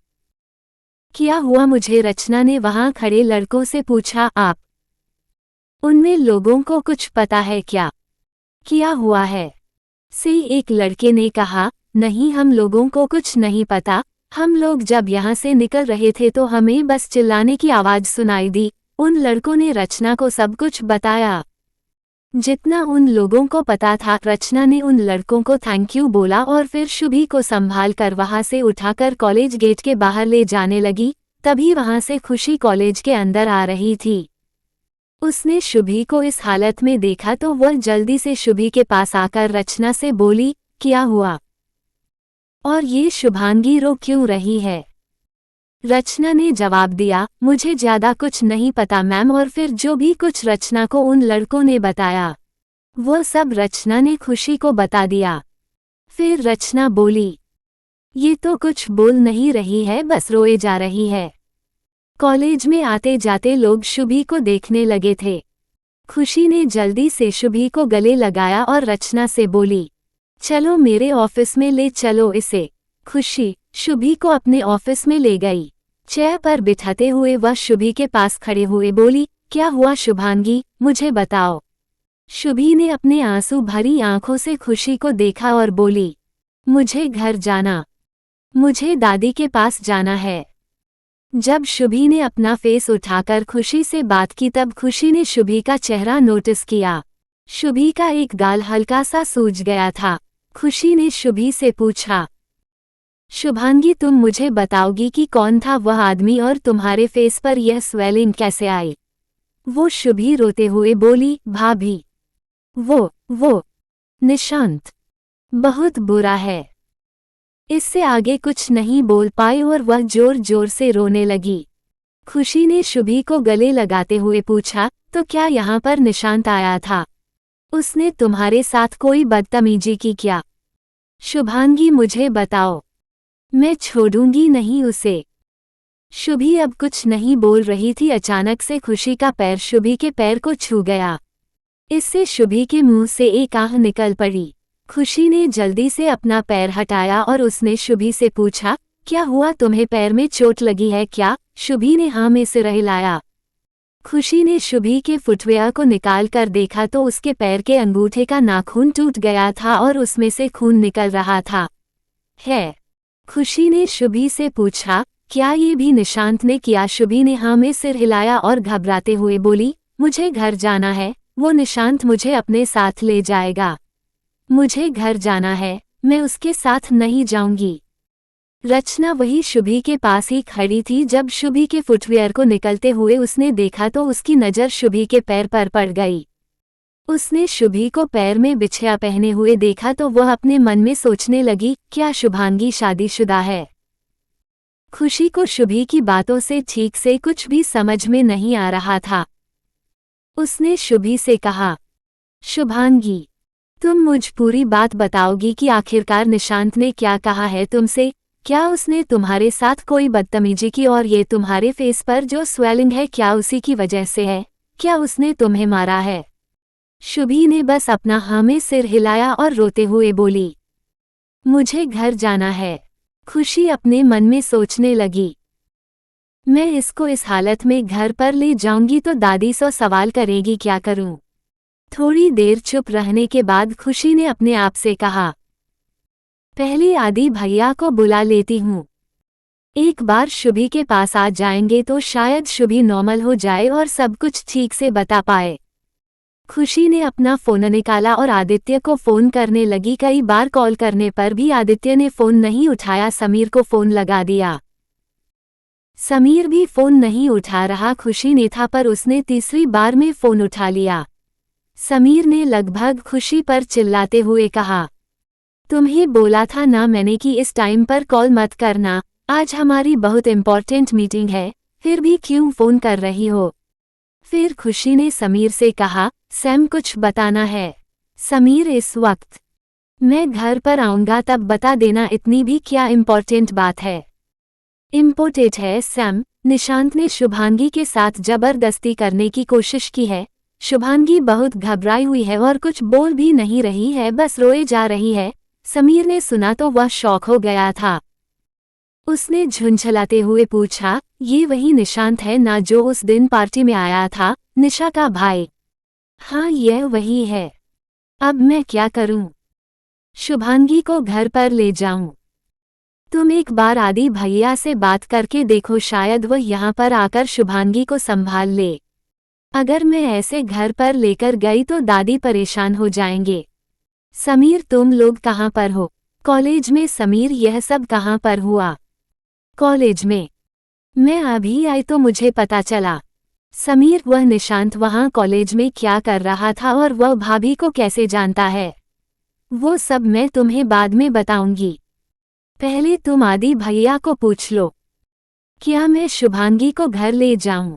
समीर तुम भाभी को घर पर ही ले जाओ और दादी को सब कुछ बता देना, मैं आदि से बात करता हूँ। दादी को? खुशी ने दादी शब्द पर जोर देते हुए पूछा। हाँ, दादी को बता देना। उन्हें सच तो पता चल ही जाएगा, तुम जाकर उन्हें बता दोगी तो वह भाभी को संभाल भी लेंगी। भाभी घबरा गई है। और उस निशांत को तो मैं देखता हूँ, उसकी हिम्मत कैसे हुई भाभी के साथ बदतमीजी करने की, अपनी गंदी नज़र भाभी पर डालने की। इसलिए मैं तुम्हें निशांत और निशा से दूर रहने को बोलता हूँ। मुझे ये दोनों ही नहीं पसंद, समीर ने अपने दांत पीसते हुए कहा। समीर ने फोन काट दिया और वो मीटिंग रूम में अंदर जाने के लिए हुआ। उसके मन में अभी भी ल रहा था कि वह आदित्य को बताए या नहीं। आदि को तो अपने काम के अलावा कुछ भी नहीं दिखता। अभी मैं कुछ बोलूंगा तो चिल्लाने लगेगा और न ही इसे भाभी से कोई लगाव है। बता देता हूँ फिर इसकी मर्जी, इसको भाभी ज्यादा प्यारी है या ये मीटिंग। ये सब सोचते हुए समीर थोड़ा हिम्मत करके मीटिंग रूम के अंदर गया और उसने आदित्य के पास जाकर उसको कान में बाहर चलने के लिए कहा। आदित्य ने समीर को गुस्से से देखते हुए कहा, कैसी बात कर रहा है, दिख नहीं रहा मीटिंग चल रही है और तू कहाँ गायब हो गया था? समीर ने आदित्य के कान में कहा, वह भाभी से जुड़ी कुछ बात है, इम्पोर्टेंट है। तू 1 मिनट बाहर चल, फिर बाद में मीटिंग अटेंड कर लेना। आदित्य ने ये सुना तो उसे थोड़ा अजीब लगा। उसने सोचा ऐसी क्या बात है। सभी लोग जो वहां मौजूद थे वो उन दोनों की तरफ ही देख रहे थे। फिर आदित्य ने उन सब की ओर देखते हुए कहा, excuse me, just 1 minute, sorry for the delay in the meeting, और वह समीर के साथ बाहर निकल आया। आदित्य ने बाहर निकलते हुए कहा, बता, क्या बात करनी है? समीर को समझ में नहीं आ रहा था कि वह कैसे आदित्य से बात करें। फिर उसने थोड़ा हिम्मत करके हकलाते हुए कहा, वह भाभी के साथ कॉलेज में किसी ने जबरदस्ती करने की कोशिश की। आदित्य ने सुना तो वह एक पल के लिए समीर को ही देखता रह गया। अगले ही पल उसके चेहरे के एक्सप्रेशन बदल गए। गुस्से की वजह से उसकी चेहरे की नसें तन गई थी। उसने समीर से पूछा, किसने किया ये सब? आदित्य ने समीर के बाजू को पकड़ते हुए उससे गुस्से में दोबारा पूछा, कौन था वह? His name I want to know. Sameer ने आदित्य को रिलैक्स होने का बोला और उसे समझाते हुए कहा, ये सब मैं तुझे बाद में बताऊंगा, पहले तुझे भाभी के पास जाना चाहिए। वह काफी घबरा गई है, उन्हें तेरी जरूरत है। हम मिलकर बाद में उसको छोड़ेंगे नहीं जिसने भी यह हरकत की है। जैसे ही आदित्य ने समीर की बात सुनी उसे शुभी का ख्याल आ गया। उसने समीर को छोड़ दिया और भागते हुए वहां से निकल गया। समीर ने भी जल्दी से आदित्य का पीछा किया। आदित्य भागते हुए जल्दी से सीढ़ियों से ही नीचे जाने लगा। उसने लिफ्ट का वेट नहीं किया और भागते हुए नीचे पार्किंग में पहुंच गया। समीर भी उसके पीछे पीछे पहुंच गया था। आदित्य ने जैसे ही गाड़ी का डोर ओपन किया, समीर भी पैसेंजर सीट पर आकर आदित्य के साथ बैठ गया और आदित्य से बोला, खुशी भाभी को घर पर लेकर गई है, घर पर चल। आदित्य ने जल्दी से अपनी गाड़ी घुमाई और सीधा पार्किंग से निकल गया। समीर ने अपने पा को फोन करके मीटिंग कैंसिल करने को बोल दिया। बहुत ही स्पीड से गाड़ी चला रहा था। समीर ने उसे रिलैक्स करते हुए कहा, आदि भाभी ठीक है, अभी कुछ नहीं हुआ है उनको, तू आराम से गाड़ी चला, खुशी उनके साथ है। आदित्य ने तो जैसे कुछ सुना ही नहीं, वह अपनी उसी स्पीड के साथ कार ड्राइव कर रहा था। इधर खुशी भी शुभी को अपने साथ लेकर मित्तल मिशन के लिए निकल चुकी थी। रचना भी उनके साथ ही थी। रचना ने शुभी को अपने गले से लगाया हुआ था। शुभी बस चुपचाप रचना से चिपक कर बैठी हुई थी। वो बहुत घबरा गई थी जो कुछ भी उसके साथ हुआ। वह जल्दी से घर जाकर छुपना चाहती थी। उसे लग रहा था कि निशांत उसे कहीं अपने साथ ना ले जाए। जैसे ही वह अपनी आंखें बंद करती उसे निशांत का ही चेहरा दिख रहा था। आदित्य अपनी फुल स्पीड से कार चलाते हुए चला आ रहा था। तभी उसे एक कार दिखी जो उसके आगे चल रही थी। आदित्य ने अपनी कार की स्पीड स्लो कर ली। उसने कार को देखकर समीर से कहा, ये खुशी की कार है ना। समीर जो कि अपने फोन में कुछ कर रहा था, उसने कार की तरफ देखा, फिर हाँ में सिर हिलाया। आदित्य ने अपने एक्सप्रेशन लेस फेस से कहा, उसे कार रोकने को बोलो। समीर ने आदित्य को देखते हुए कहा, क्यों? यहाँ क्यों रोकना है? अभी 5 मिनट में हम सब घर पहुँच जाएंगे। आदित्य ने गुस्से भरी नज़र से समीर की तरफ देखा। समीर ने जल्दी से अपना फ़ोन लेकर खुशी को कॉल कर दिया और उसे कार साइड में रोकने को कहा। आदित्य ने भी अपनी कार साइड में रोकी और कार से बाहर निकलकर जल्दी से खुशी की कार के पास पहुंच गया। समीर भी आदित्य के पीछे गया। खुशी ने आदित्य को कार के बाहर खड़ा देखा तो वह कार से बाहर निकलने लगी। आदित्य की नज़रें बस शुभी को ढूंढ रही थी। जैसे ही खुशी कार से निकली, आदित्य को शुभी दिखने लगी। शुभी दूसरी तरफ मुंह करके रचना के पास बैठी हुई थी। कार रुकने की वजह से उसने अपना चेहरा खुशी की तरफ किया तो उसने कार के डोर के पास आदित्य को खड़ा पा या आदित्य को देखकर शुभी की आंखों में फिर एक बार आंसू आ गए। वह जल्दी से बाहर निकली और आदित्य के गले से लग गई। आदित्य ने भी उसे अपनी बाहों में भर लिया। आदित्य ने उसके गाल पर किस किया तो शुभी के मुंह से आह निकल पड़ी। इस गाल पर ही निशांत ने उसे जोरदार थप्पड़ मारा था। आदित्य ने ठीक से शुभी के चेहरे को देखा। उसके गाल पर स्वेलिंग अब और ज्यादा दिखने लगी थी। शुभी को इस तरह दर्द में देखकर आज पहली बार आदित्य की आंखें भर आई थी। उसने अपने आंसू रोकने के लिए अपनी आंखें बंद कर ली और कसकर शुभी को अपने गले लगा लिया। समीर को रियलाइज हुए कि वह लोग रोड पर है। उसने आदित्य से कहा, आदि तू भाभी के साथ इस कार में बैठकर आ जा, मैं तेरी कार लेकर आता हूँ। फिर उसने खुशी से कहा, तुम मेरे साथ चलो।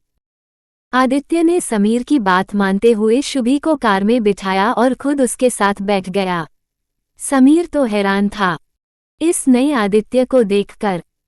आदित्य को इस तरह शुभी के लिए इतनी परवाह करते देखकर उसे तो यही लगता था कि आदित्य को शुभी में कोई इंटरेस्ट नहीं है, पर अभी आदित्य को देखकर साफ बताया जा सकता था कि वह शुभी की कितना परवाह करता है। यही हाल रचना का था। वह समझ गई थी कि ये जरूर शुभांगी का हस्बैंड है। वह अपने मन में सोचने लगी, कितनी लकी है शुभी, कितना हैंडसम और प्यार करने वाला केयरिंग हस्बैंड मिला है। खुशी ने रचना से कहा, रचना तुम हमारे साथ चलो, घर पहुंचकर मैं तुम्हें ड्राइवर के साथ तुम्हारे घर ड्रॉप करवा दूंगी। रचना, ओके मैडम। खुशी, रचना और समीर ये तीनों आदित्य की कार में बैठ गए और आदित्य शुभी के साथ खुशी की कार में। ड्राइवर ने कार स्टार्ट की। आदित्य ने शुभी को अपने गले से लगाया हुआ था। उसने शुभी के एक हाथ को लेकर उस पर किस करते हुए उसका हाथ अपने हाथों में ले लिया। शुभी को आदित्य की बाहों में ऐसा लग रहा था जैसे वो दुनिया की सबसे सेफ जगह पर है। वो उसके गले लगे हुए अपनी आंसू से भरी आंखों से उसे देख रही थी। वो अपने मन में सोचने लगी, क्यों इनका मुझे टच करना अच्छा लगता है। आदित्य जो कि अपने आप को शुभी के सामने एकदम शांत दिखा रहा था, वो अंदर ही अंदर अपने गुस्से को कंट्रोल कर रहा था।